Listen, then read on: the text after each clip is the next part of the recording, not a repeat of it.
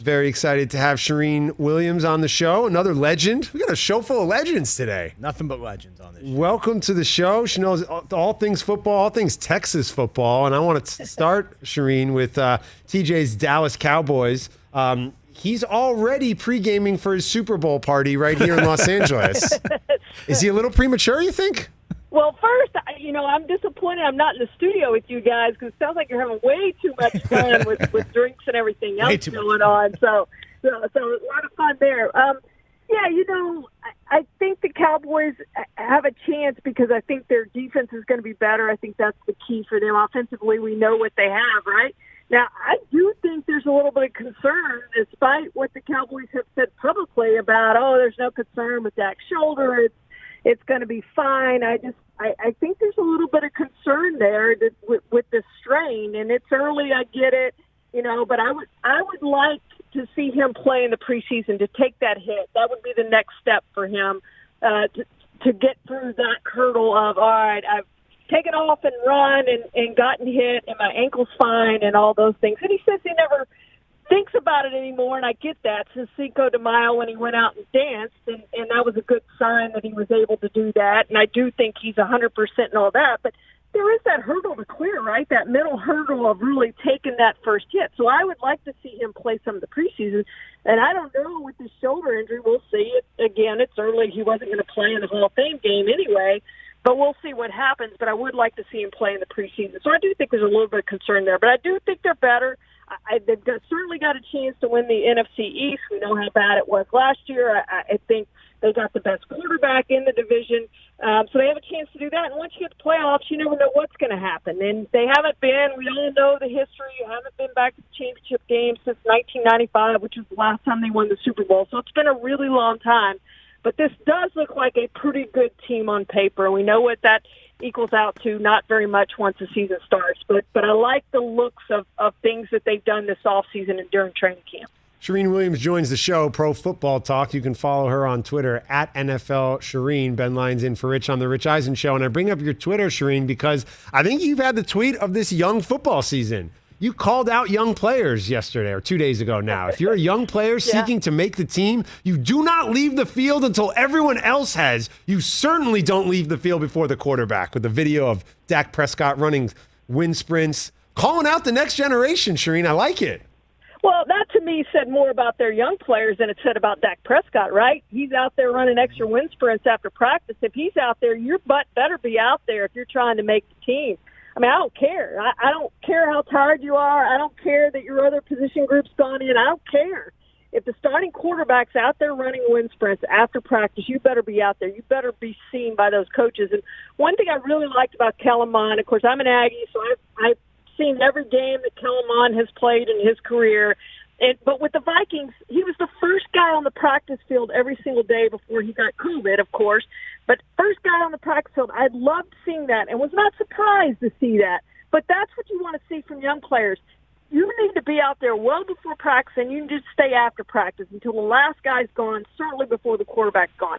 That's what teams need to see. They need to see your commitment to this thing, that you're doing everything possible to make the team. So absolutely, I love that Dak was still out there running wind sprints. Didn't surprise me, but it did surprise me that other guys weren't out there. Charean, I will run through a wall for you. You have me fired up, jacked up. You are absolutely right. When you see the quarterback out there running wind sprints, you get out there and run wind sprints. That's it. I like it. What's going on with the other team in Texas? What's happening with the Texans? Are they going to put on professional football games this year? Yeah, and I feel so bad for David Culley. He's a good friend of mine. We go back way back. We both started our careers basically together at A&M. I was covering them full time, and he was a young coach there, and so we went to Tampa together at the same time. So we've kind of moved through the ranks together, and so happy to see him finally get a head coaching job, which he tells me is going to be his last coaching job, which you would think it would be, whatever happens. But he's such a good coach and such a good motivator for guys, and I know the guys have certainly taken a liking to him right away. They love what he brings, but there's just not much talent there, and you look at that team and you wonder how they're going to win any games at all. You figure they're going to win one or two, and the division certainly does not look very good outside of Tennessee, so they'll have a chance to win some of those games within their division, no question. But I'm really sad for him that this is his first head coaching opportunity, and this is what he has to work with, because it doesn't look very good, and they certainly look like the worst team in the NFL this season. Maybe they'll surprise. Maybe they'll win a few games and do something unexpected. But again, on paper, they don't look very good to me. Charean Williams joins the show, Pro Football Talk. Ben Lyons in for Rich on the Rich Eisen Show. We've been celebrating Tom Brady's 44th birthday today, just going to town on some kombucha, some sunflower seeds, some kale chips, really getting crazy here in the studio. But I wonder, Charean, is there anybody out there in the NFC that you think really can rival TB12 and the Tampa Bay Buccaneers when they run it back this year? Well, I think, the first team to look at, right, is the Packers, just because they did get Aaron Rodgers back, and they got to the NFC Championship game, and they actually hosted that game. And who knows, maybe if they had gone for the touchdown instead of kicking the field goal, maybe they end up pulling that game out. Who knows? So, I think that's a team you look at right away as being the contender to knock off the Buccaneers. I think they're clearly the second-best team in the NFC. And I know all those teams in the NFC West look good to me. I like what they all bring, but we keep talking about the Rams and Matthew Stafford, and, he's going to be able to get the ball down the field and all that, but I got to see it. I mean, this is a guy who hasn't won a playoff game and hasn't done what we thought he should have done in the postseason, even when he had some good teams in Detroit, and that was a while ago. So I'm going to have to see it with Matthew Stafford and the Rams, clearly probably the best team he's played with in his career, but I'm going to have to see it before I believe it with the Rams. And, Seattle with Russell Wilson, are they going to be able to get over that playoff hump that they haven't been able to do since early in Russell's career when they had those back-to-back Super Bowl appearances? And that's part of the problem with his being disgruntled with that team, is just the lack of postseason success since then. And they just haven't shown they can get it done in the postseason. And, the Cardinals, again, on paper, they look terrific, but is Kyler Murray going to take that next step? A lot of it falls on his shoulders. And so you look at those teams in the West, and I think they all look like they're pretty good teams. One of them is going to have to be better than the others and win the division, obviously. Who that's going to be, I couldn't say. To me, they're all contenders for that division title right now. But I think clearly it's the Packers. If you start looking everywhere else, it's the Packers are going to be the biggest contender for the Buccaneers in that. And in the division, how are the Saints going to be? Who's going to be their quarterback? And, I think they're going to win a lot of games. I think they're going to be in the playoffs. I love Sean Payton. I think he's one of the best coaches, if not the best coach in the NFL, perhaps outside of Bill Belichick.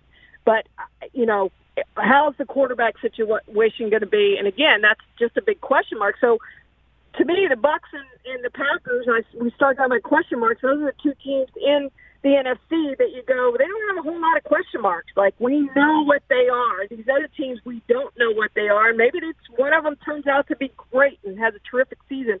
But right now, today, all the rest of them have a ton of question marks. Charean Williams joins the show. Ben Lyons in for Rich on the Rich Eisen Show. Charean, earlier on, we had Greg Rosenthal from NFL Network call in, and he was talking about how for reporters, people like yourselves who cover the league, just really nice to be able to be back at training camps and to be out seeing people. Obviously, the world shut down the last year and a half or so. You weren't able to have that experience last football season. What's it like for you as somebody who's covered the league for a long time, just to be back at camp, sort of back on your more normal beat and schedule, if you will? Yeah, it was such a weird year, and I'm waiting for the Hall of Fame and Hall of Fame game and the ceremonies on Thursday, and we'll get some Cowboys camp when they come back, and probably we'll get down to Houston to see the Texans a little bit. So it's nice to be able to go to some of these camps and see it in person, and and to be able to go to some preseason. We didn't have the preseason last year, so we're a lot of unknowns going into last season, more than usual. We do have a lot of unknowns, but more than usual last year, just because we didn't have the preseason games to see some of these young players, see them develop like they normally would develop in the preseason when they get those. I mean, snaps are just so important. But from our standpoint, it's just it's great to be back. It's great to talk to these people in person and see them and all those sorts of things. And even the media, these are your friends, and you haven't seen them for now a year and a half. And it's just been a long time, but a weird year for everybody. I get it, but we're even despite the Delta variant, we're starting to return to a little bit closer to normalcy. I think it's going to be another year before we get back to totally normal. But it's nice to have these opportunities to interview people in person and see people in person. Charean, I was on the show about a week or two ago when Jerry Jones had his annual kick off the season press conference. And this year he said something that was a little concerning. He said that he would do anything known to man to win a Super Bowl, which had us in the studio really questioning what depths he might go to in a man's soul to win a Super Bowl. What did you make by Jerry's press conference, where he's at in his life journey and career with this Cowboy team this year? You know, I haven't known Jerry pretty well and had a chance to present him for the Hall of Fame and some of those things.